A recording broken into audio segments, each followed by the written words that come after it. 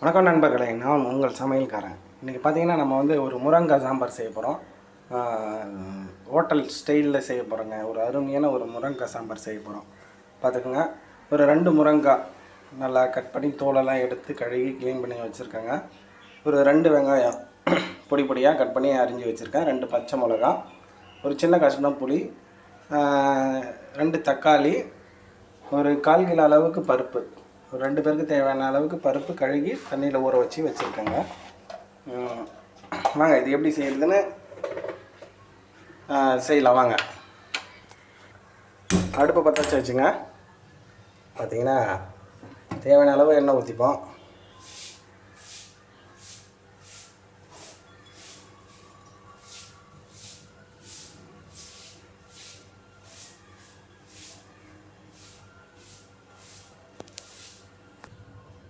எண்ணெய் சூடாயிடுச்சு நண்பர்களே.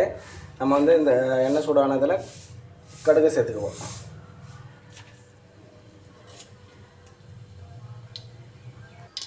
கடுகு நல்லா பொரிஞ்சு வந்துடுச்சு நண்பர்களே. இப்போ நம்ம இதில் வந்து 2 காஞ்ச மிளகாவும் கொஞ்சம் கருவேப்பிலையும் சேர்த்துக்கலாம். சிம்மில் வச்சுக்கோங்க, சரிங்களா? ஒரு ஸ்பூன் அளவுக்கு ஜீரகம் சேர்த்துக்கிறோம், சின்ன ஜீரகம்.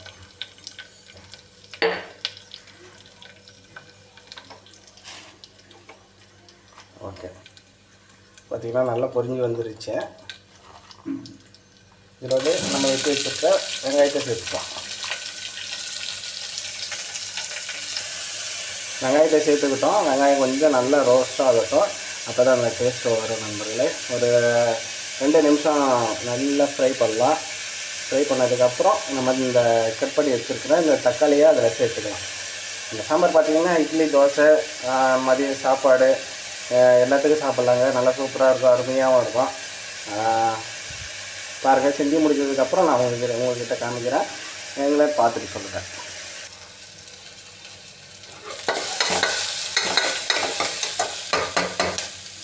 பார்த்திங்கன்னா வெங்காயம் வந்து கொஞ்சம் நல்லா ரோஸ்ட் ஆகிடுச்சு. அப்படியே இதில் வந்து நம்ம தக்காளியை சேர்த்துப்போம். வெட்டி வச்சுருக்கிற தக்காளியை சேர்த்துப்போம்.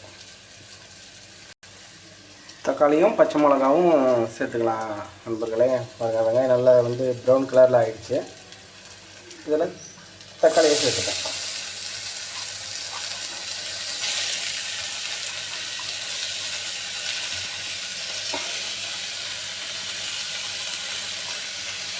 ரெண்டு பச்சை மிளகாவும் இதில் சேர்த்துப்போம்.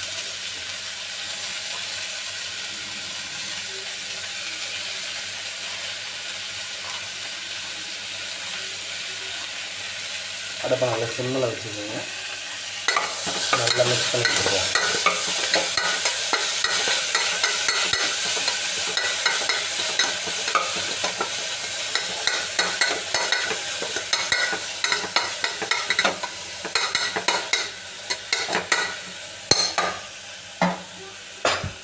நல்லா ரோஸ்ட் ஆகுதாங்க. பார்த்திங்கன்னா தக்காளி நல்லா ரோஸ்ட் ஆகிடுச்சு. இதில் நம்ம கழுகி வச்சு இருக்கிற ஒரு கஷ்ணம் புளி, கழுகி நல்லா சுத்தம் பண்ணி வச்சுருக்குறோம். அந்த புளியை வந்து நம்ம இதில் சேர்த்துக்கிட்டுங்க. எல்லாத்துக்கெலாம் ஏன் நீங்கள் புளி அப்படியே போடுறீங்க, நல்லா கரைச்சி ஊற்றலாம், நல்லா கரைச்சி ஊற்றினா நல்லா இருக்கும்ல அப்படின்னு கேட்கலாம். கரைச்சி ஊற்றினா புளியோட அந்த சக்கை அந்த இதெல்லாம் பாதி வேஸ்ட்டு போயிடும். அதனால தான் நம்ம முழுசாக அப்படியே சேர்த்துக்கிட்டா இது நல்லா கரைஞ்சிரும். அந்த வெங்காயமும் அந்த தக்காளியும் நல்லா ஃப்ரை ஆகும்போது அந்த புளியும் சேர்ந்து நல்லா கரைஞ்சிரும். அதுக்கு தான் நம்ம அப்படியே முழுசாக போட்டாச்சு. ஏன்னா எதையும் வேஸ்ட் ஆகக்கூடாதுல்ல, அதுக்காக தான். நல்ல ரோஸ்ட்டு பதத்துக்கு வந்துருச்சு. இதில் வந்து நம்ம மசாலா சேர்த்துக்கணும் முதல்ல.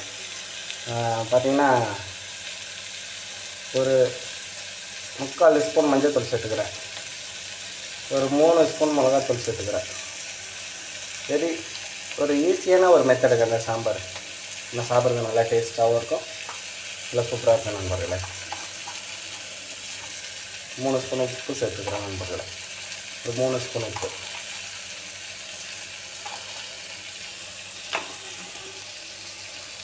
நல்லா வதக்கி விட்டுருவோம். இதில் பார்த்திங்கன்னா ஒரு ஸ்பூன் இஞ்சி பூண்டு பேஸ்ட்டு சேர்த்துக்கிறோம். சேர்த்துட்டு நல்லா மிக்ஸ் பண்ணிக்கிறோம். மிக்ஸ் பண்ணிவிட்டு இதில் நம்ம கழுகி வச்சுருக்கிற இந்த பருப்பை வந்து சேர்த்துக்கலாம் நண்பர்களே.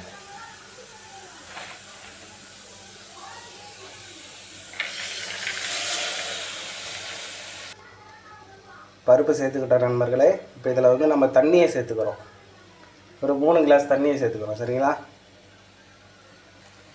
ஒரு 3 கிளாஸ் தண்ணியை சேர்த்துக்கிறோம்.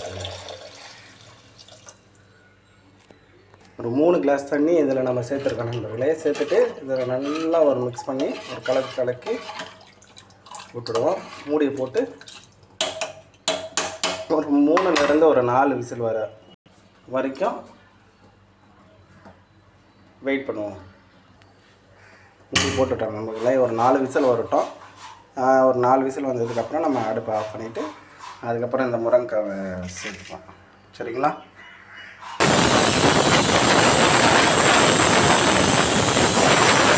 பருப்பு வந்துட்டுருக்கோம். நம்ம ஆஃப் பண்ணி விட்டுக்கலாம்.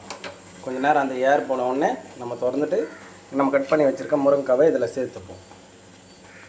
பாருங்கள் ஃப்ரெண்ட்ஸ், நம்ம சாம்பார் வந்து ஒரு 4 விசில் வந்ததுக்கப்புறம் நான் மூடியை திறந்துட்டேன். மூடியை திறந்ததுக்கப்புறம் பாருங்கள், பருப்பு நல்லா வெந்திருக்கு. எக்ஸ்ட்ரா ரெடி ஆகிடுச்சு. இதில் வந்து பார்த்திங்கன்னா நம்ம வந்து முருங்கைக்காய் இருக்குல்ல, அந்த முருங்கைக்காவை இதில் சேர்த்துப்போம். மூடியை திறந்து விட்டு அடுப்பு பற்ற வச்சுருக்கேன். முருங்கைக்காய் சேர்த்துனதுக்கப்புறம் ஒரு 5 நிமிஷம் கொதிக்கட்டும்.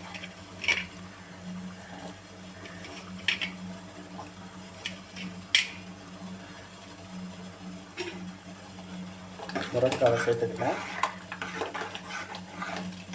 உப்பு பார்த்துக்குங்க. உப்பு பார்த்துக்கிட்டு தேவைன்னா கொஞ்சம் உப்பு போட்டுக்கோங்க. நான் உப்பு பார்த்தேன், கொஞ்சம் கம்மியாக தான் இருந்தது. சரி, ஒரு 1/2 ஸ்பூன் உப்பு சேர்த்துக்கலாம் கரெக்டாக இருக்குன்னு சொல்லிட்டு ஒரு 1/2 ஸ்பூன் உப்பு சேர்த்துக்கிறேன்.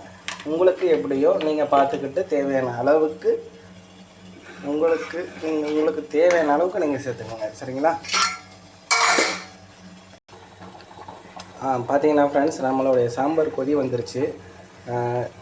இந்த நேரத்தில் நம்ம என்ன பண்ண போகிறோம்னா, இதில் பார்த்திங்கன்னா ஒரு சின்னதாக 1 ஸ்பூன் பெருங்காய பொடி சேர்த்துக்கிட்டோம்.